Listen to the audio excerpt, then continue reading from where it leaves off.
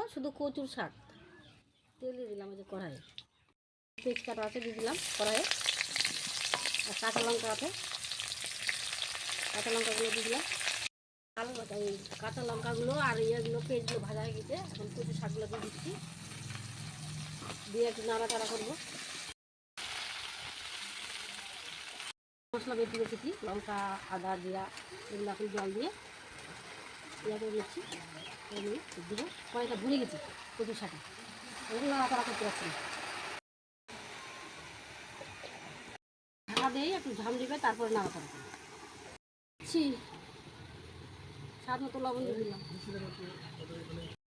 এই যে আমার কচু শাক চড়াচ্ছিলাম, দেখো ঝামেল কতটুকু হয়ে গেল। আমার রান্না হয়ে আসছে, রান্না হয়ে গেছে, দেখো কত সুন্দর কালার আসছে।